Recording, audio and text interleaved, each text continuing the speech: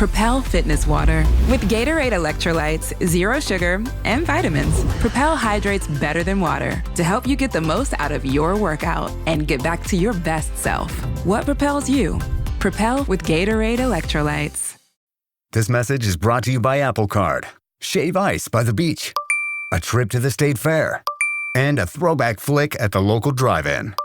They're more than just items to check off the summer bucket list. They're also opportunities to earn 2% daily cash back when you use your Apple Card with Apple Pay. Apply for Apple Card now and use in minutes with Apple Pay. Subject to credit approval. Apple Card is issued by Goldman Sachs Bank USA, Salt Lake City branch. Terms and more at applecard.com.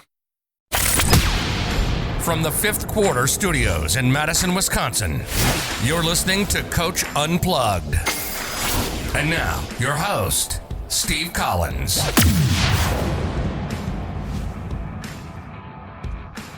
Hey everybody, welcome to Coach Unplugged, episode 642, part one of two parts with Jimmy Dolan. We're going to talk about building a program. But before we dive into that, I'd like to give a big shout out to Dr. Dish. You should check them out just because of their customer service. Before they were sponsors of this podcast, their customer service is second to none. I would put it up there with Apple is where I would put it, and that's why they're a sponsor. Mention Coach Unplugged. Give them a call. We would love that. That's one way that you can support this podcast. So just give them a call and talk to somebody. $350 off your next purchase, except for the home version. And yeah, it would be great. Also, go over and check out teachhoops.com for coaches who want to get better. You know, we talk to our players all the time about becoming better basketball players, and in, you know, working at their craft. Well, you should be working at your craft, especially in this pandemic. Teachhoops.com seems like the appropriate place to do that. So go over and check it out. Yeah. Where else can you get my personal email address? teachhoops.com. I'm here to help. All right, let's head off to the podcast. All right, welcome to Coach Unplugged. I believe, Coach, by the time this goes up, we'll be in the high 600s episodes. So it's like Coach Collins likes to talk, so this is good. We're going to have two people that like to talk to each other. So, Coach, I'm going to have you introduce yourself. I'm going to have you it's Dolan, right? Dolan? Yep. So that's an easy one to pronounce. So I'm going to have Coach kind of introduce himself, kind of give what I tell people is kind of give a synopsis of your basketball journey to the listeners. So kind of how you got into this, where you started, and I'll jump in as we kind of talk, but just kind of your basketball history, and then we'll dive into a couple topics that you and I have already talked about, and we'll go from there. So it's all yours, Coach. Sounds good. Thank you. You're welcome. Yeah, I appreciate you having me on. My name is Jimmy Dolan. I'm the girls varsity basketball coach at Weymouth High School, which is about 15 minutes south of Boston. We're a Division I school with about 1,800 kids. Is Division I the biggest? Yeah. Okay. And I've been teaching Phys Ed there for 20 years. I was the boys coach there for 12 years.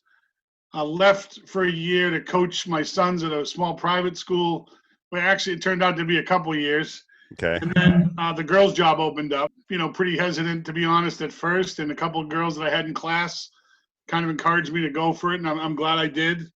I also coach baseball at a school nearby, Archbishop Williams. Married, 3 kids, living the dream, teaching and coaching. Okay, so let's dive into a couple of those things. First of all, you coached your son. So how was that? I loved it. And what I did before I kind of got into it is I reached out to certain coaches that had done it. And it was interesting because you get stories all over the place. Some people think it was the best thing they ever did, and others, said it was really tough.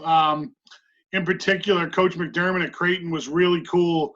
I just sent him an email, and he really took some time and got back to me and gave me some advice. And Coach Wolf, who was at BU, and then the Virginia Tech women, they gave me some advice. And the best advice that I've ever got is a local coach, Matt Poirier from Situate, up our way. His kid's a really good player, and he said, in the gym, I'm your coach, and everywhere else, I'm your dad. And it'll work itself out if you kind of keep those boundaries set. And, Yep. my oldest son, I coached him for 2 years in varsity, and my middle son was called up, so I got to coach them together for a year. But I've been their baseball coach also, so it's I had somebody tell me this too. It's like, because when he was a freshman, I was driving him everywhere, and the rule was until we got home, I was coach. And then about halfway through his freshman year, he goes, "Dad, can we do it when we leave the school building?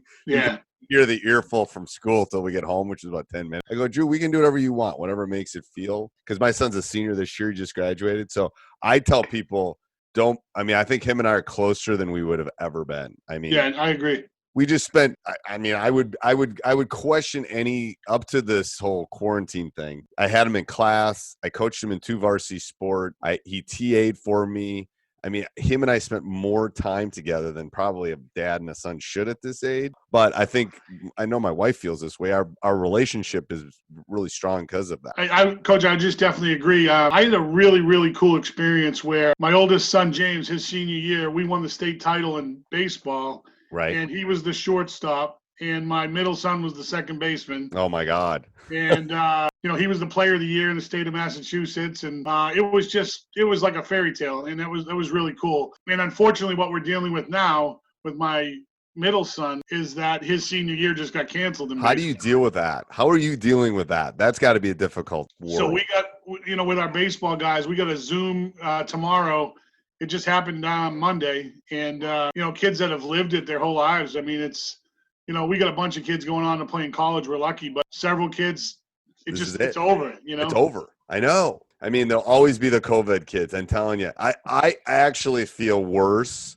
Here's the people I feel bad for. I feel bad for those kids that are that are seniors in high school this year that don't get to do their spring sport, because most of the basketball got to get finished.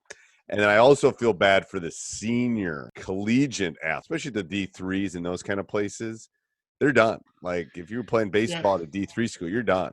So my son plays baseball at the College of St. Rose in Albany, Division II. Right. And they say, you can come back for a 5th year, but those kids aren't on full scholarship. Right, so, right. I don't know how you could do it. And Wisconsin basically said it's been nice. Like UW Wisconsin, Big Ten school. They said, have a nice life. It's basically what they told them. Like, what's really interesting is my middle son just signed with St. Rose as well. It's almost like these 2 classes have merged. And it's going to be interesting to see what 5th-year kids come back, and especially at the D3 and 2 level. Right. I don't know how people could afford it, to be honest with you. Right. And I don't know if they're going to. I'm not convinced there's going to be fall sports. Questioning winter sports. I think baseball next year those springs might be our first wave. I think that we may actually get back. Yeah, we're in a tough spot for sure. We are, and I feel so bad for them. So, Phys Ed teacher.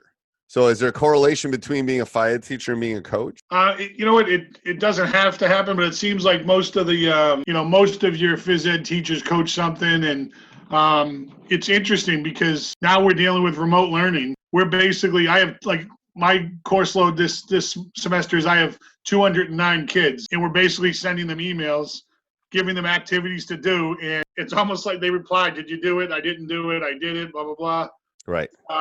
It's a really weird time, and nobody could prepare for this. So as a teacher, coach, we're just kind of. Here's what I've told everybody. I've told everybody that's got worked up. No one in the entire world of the 8 billion people could predict. I mean, people were predicting, but for the most part, no one was predicting what was going to happen. So everybody gets a pass on this.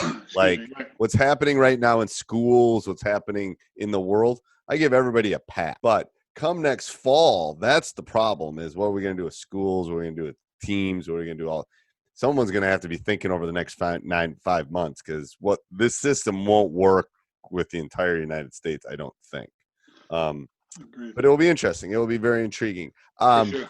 So let's talk about one of the topics that you brought up with me about building a program. What do you think one of the keys to that is? What's interesting is I think I've been doing so many online clinics the last 6 weeks or so, and you hear so much information, all these buzzwords, And I think, all those clinics, it's almost, I stopped. It was too much noise for me. Like, that's why I sent out something about doing practice plans and building a program, because I wanted to narrow a couple topics to think about, and then I'll go do something else. That's what I think for young coaches that listen to this is find something, find a book, find something, focus on, good at it, and then go do the next thing. Because the great people are doing unbelievably great things for coaches right now, but it's almost too much. Like, there's certainly been a lot.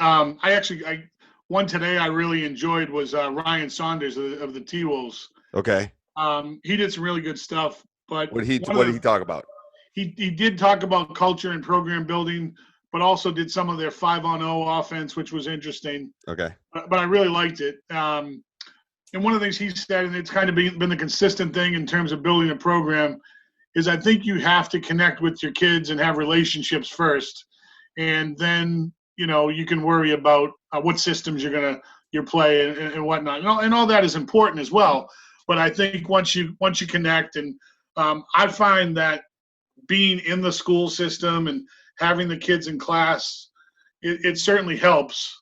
But one of the things, Mr. Dolan and Coach Dolan are kind of two different people sometimes. And, that afternoon practice session, I might have a little different tone. Exactly. Well said. But yeah, I really enjoyed this year. Like I said, I went to the girls' side for the first time in my career after like 25 years on the boys' side. I enjoyed it. It was really, really cool. From the process of interviewing, I hadn't interviewed for a job in a while, and some self-reflection and self-evaluation. What did I do in other places that worked? What didn't work? And then coming up with a kind of a 3-year action plan, and then the first kind of preseason, what was I going to do to get ready, building a staff. And that was interesting because you want people that are kind of on the same page as you. And, sometimes when you're trying to fill a freshman position or a junior varsity position, there's not a ton of people going for those jobs, but I lucked out. I had a great staff this year. We had excellent support from the administrators, from the principal, the athletic director, good senior class, only three girls in our senior class. They bought in. What's good is now you get 10 kids back. And, we were really looking forward to seeing some progress in the summer and the fall, and I don't know what's going to happen. The best thing about sophomores is they become juniors. I'm telling you, True. A couple questions as I'm taking notes here. So if I'm not looking right at you, I'm usually taking notes. You talked about relationships. I 100% agree. I think literally relationships are the most important thing. And that's what I'm missing right now with my guys this is the time of year I'm usually building the relationships with them. It's a lot harder during the heat of the battle than it is in the off season. Would you coach? A couple questions. Would you coach in a school that you were not teaching? So I do that at Archbishop Williams, where I'm the baseball coach. Okay. And I did coach basketball there for 2 seasons. Okay. What were the challenges with that? I think when you're in the building, you find out everything. And I tell people all it is you're putting out brush fires before they become blazes. That's what you're doing. Yeah. That is correct. And but you're in tune, and you're with the kids on a daily basis. The hard part, I think, sometimes is when you're not in the building is you don't find out things right away. We were lucky; we had really good kids. And again, I think if you build the right program, you have the right structure, and you have the relationships, those things kind of work itself out. But I do, for those coaches out there that are thinking about it or have done it. I think you can do it both ways, and I think you can do it without being a teacher. I do. I mean, I've told coaches that. You have to, it's harder. Like, it's easier that I'm in the school and I see little boys, and I've said this a million times. I always have food in my room because food attracts boys. So they come to me because I have food. But anyway, that's part of the issue. How do you think we can connect with our athletes now in this new norm? Hey everybody, I hope you're enjoying that. If you could right now leave us a review. even if it's just a 5-star review, that's great. Or if it's a written review, I read every one of them. They do mean a lot to us, no matter where you listen, especially on iTunes. Also, make sure you go over and check out teachhoops.com for coaches who want to get better. We're all kind of creeping up. We can see basketball season off there in the horizon.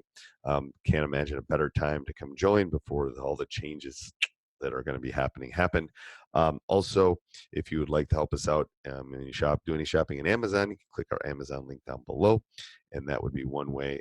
Every time you purchase something, we get a little kickback, and as an affiliate link. So I hope you're enjoying the podcast. Let's get back to it. Well, you're right. I think at this stage there are ideas, and we're going to see if they work. Right. Where we just finished our season, we did get through our whole season. Whether we use the Remind app, which it's texting the kids where they don't have your number and whatnot. My niece works there. She just graduated from Middlebury. She got a job at Remind. She's cool. She's living in California. It's very cool. She goes, I talked to her. When did I talk to her? Like 3 days ago. And I said, how busy are you? She goes, you can't believe what's happened in the last 4 weeks, Steve. I go, what do you mean? She goes, well, if like one is our normal like traffic, we're at like 27. Oh yeah. She goes, it's unbelievable. And she goes, I got to get up at like 5 a.m. Where she is in California, because that's when the kids in the East Coast are waking up. Oh, yeah. Because it's insane. It's like, oh wow, I never even thought about that. But that's it's certainly a good tool. And one of the things that we've been trying to do to keep the kids even my own kids in the house, you worry about their, you keep talking about social, emotional learning and all these buzzwords, but it's true. These kids, they miss their friends, they miss their schools, they miss their teams, and it's hard right now. So we do have, as coaches, we have to find ways to connect. Obviously, these Zoom calls and Google Hangouts and whatnot are definitely, I don't think they'll ever replace being in the gym with your kids. No. We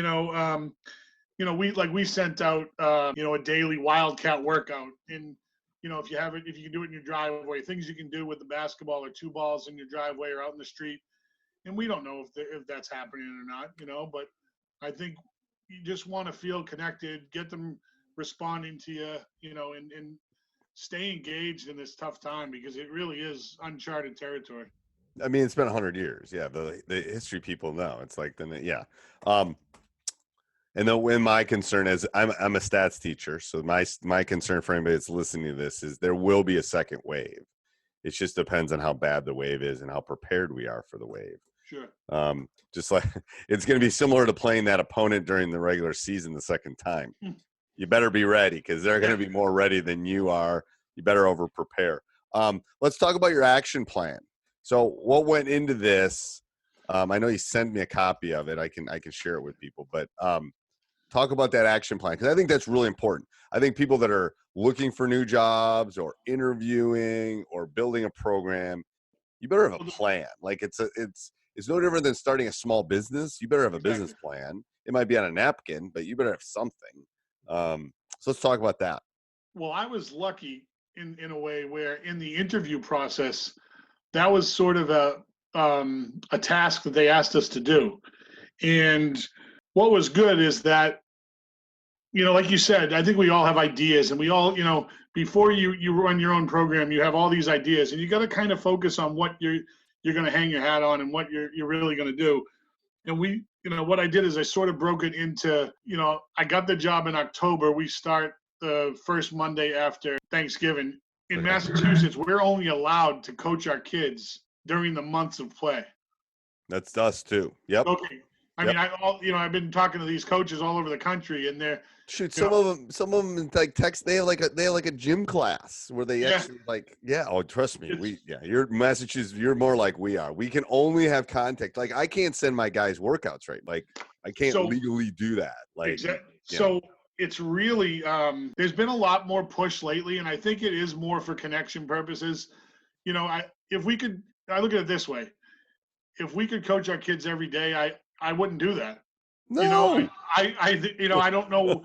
I love kids that play 3 sports. For our school, multi-sport athletes is a great thing. It is the best thing No doubt. Trust me, you want a competitor. Like Michael Jordan was a baseball player. He loved baseball. No doubt, Coach. Baseball, it's like, it's okay. But just to get back to the action plan real quick, the way we broke it down was what we were going to do preseason, what we were going to do preseason, our in-season, and then basically your off-season, and then it got you back to the next preseason. Okay. And does your preseason, what's the summer so basically from the end of the season, like in March, when does that starts off season? When does preseason start for you then? So our preseason is kind of more like the fall. And, obviously you could have kids playing fall sports. Right. And then there's that window though, where like in Massachusetts, like we could have an intramural program where the gym is open after school, boys, girls, grades 9 through 12. It's got to be open to everybody. And you're not coaching your kids. You're not over in the corner running sets. Right. It's just a good, healthy spot where they can get going. And they can be kids. Yeah. Well, it's important. I think we don't do enough. There's not enough pickup play anymore. So that was one of the big things. We kind of brought that back. Okay.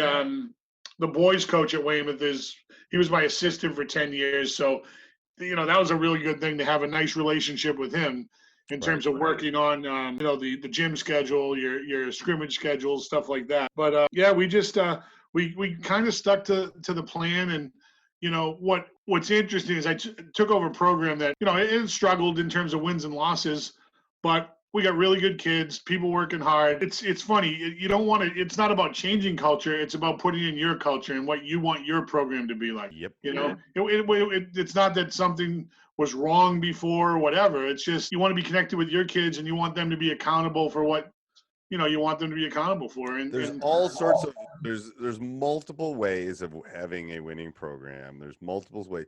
The key is to find what is the consistent thing that all the winning ones have. And I personally think they all have like expectations. They have a sense of community. They have absolutely. I think those underlying things are consistent to a team in Wyoming, to a team in Hawaii or Massachusetts. They all have those things. Now, how you run your preseason, how I run my preseason, how you run your offense, all those things can change. I think it's that undertow that is for most programs make them successful. What were there other interview tasks that they made you do? Trying to think back. It was a really interesting process because I'm interviewing for a position in a school that I've worked at for 20 years. I had been the boys coach pretty successfully for a 12-year span. Right. So everyone knows me as coach anyways, and I walked in. It was a little different, but what I did like was there was a process, and I prepared for it like I had never met anybody, and everything I would have if it had been at a different school. And I feel like the interview process was really good to go through. And I think for young coaches, I think preparing for that is really important if they haven't done it. Yes. And the thing is, if you're thinking you want to be a head coach in a couple of years, you should start working on your action plan. You should start working on what you want your program to look like. You should start working on those things now. I mean, mine took a couple of years. I know when I was an assistant, I was working on what I thought it should look like. Yeah, I think those are all really important things. Do you have a coaching philosophy? My philosophy is that, if I could sum it up, we kind of say, we use this term, the yearbook closes. So I'm going to use basketball as a tool to make these kids better people, better contributing members of society. Now, a lot of times when I say that, I think people think it's soft and that I don't want to, I want them to be great people, but you bet when we get, when the ball goes up, we're going to compete. Right. And I think that's what you have to do. I think the philosophy would be, to play fair, hold kids accountable. At the end of the day, to be able to accept the fact, winning or losing, we're going to move forward. And, I think it's really unfortunate that not enough kids. See, we don't have I only had to cut maybe a handful of girls last. On the boys' side, they have a lot more kids try out. I think school sports should be an extension of the classroom. We don't get huge numbers. I'm hoping. Why do you think? Well, first of all, like our program too, and so for our girls' side, why do you think girls' participation is going down? It is nationwide. Why do you think that is? It's weird. I think there's so many things for kids to do. And it's not just whether they were going to choose basketball over hockey or cross country or whatever. There's also, we have so many kids that are working. We have so many kids that, whether it's their family situation. Yeah, but don't you think you have that on the boys' side too, though? Well, I think the boys, what's interesting is one of the differences I found is a lot of the boys are not as good as they probably think they are. And a lot of the girls are better than they actually think they are. And that was a big difference. I think there's a couple things, especially at the younger ages. There's a little bit more street cred for a boy to be a basketball player than there is a girl. Absolutely. That's the first thing. And the second thing is I think the boys have such elevated thoughts of what they are that they just keep playing. I think girls think if they're not, first of all, they underestimate how good they are. And then if anyone tells them they're not, they're done. They're going to go do something else. Well, we had a local program here that Braintree High School, which had a great girls program. They won several state titles in a row, and they didn't have a freshman team because I think that when girls, they said, well, I'm not good enough, so I'm not going to try out. And we at least got to the point this year where we had, we want people to be involved, and we did have to make some cuts. So we had a full program, and we're hopeful that'll be the trend and it'll move forward. It is the reason I haven't left high school. It is what makes interscholastic high school sports the best. It is an extension of my classroom. It's like why I'm missing my athletes, I'm missing my students. No question. It's like, I mean, I don't stop being a teacher when I leave my stats room or my math room. It's the same thing. It's just it's different. Sometimes I have their attention more than when I'm teaching. Actually, statistics has been good the last couple of months because been a lot of good stats, but so that aspect. Let's dive into let's talk about practice planning. How do you So I try to do a week or so out. Okay. Every day, when my staff comes in, I've already got my plan set up. I guess it would be compartmentalized where we try to I spent a lot of time this year on skill work during practice, which one of the things I've kind of been going over during this 6-week hiatus here, is what's the right amount of skill work as opposed to team stuff. And then if you answer that, Coach, you'll be really rich. Because I don't know if there's a perfect formula to the amount of. Who was I talking to? I was talking to a college coach yesterday, and it's like, and him and I were just laughing it up because neither one of us think we get enough shots in practice. So it's funny. I've been talking to a bunch of people, and one of the things, I've always done a lot of skill work, I think, during practice, but I don't know if enough is enough and this guy up here, Corey McClure, who was the coach at New Mission, does a great job, won a bunch of state titles. He told me he does basically like summer camp drill stations every day in practice. He does, passing station, dribble moves, jump shots, defensive side, the whole thing. And he said he would never go back to doing it another way. And he was super successful. And quite honestly, I think my kids, where we're at, we need to keep, skill development. Right. And there's other teams that will do 20 minutes of skill work, and the other hour 20 will be all 5-on-5 and ball screens. I mean, so it's funny. Hey, Coach, I hope you enjoyed that. Make sure you subscribe and leave a written review. We would love those. Also, I would ask that you go down and think about joining teachhoops.com. I know you've been thinking about it. It's like, oh, should I do it? It's a lot of money. It's like, trust me, it will pay for itself. I would not, I have partners I have to pay, but it is worth every penny. So go over and check it out. And then if you're going to do any shopping, click that Amazon link down below.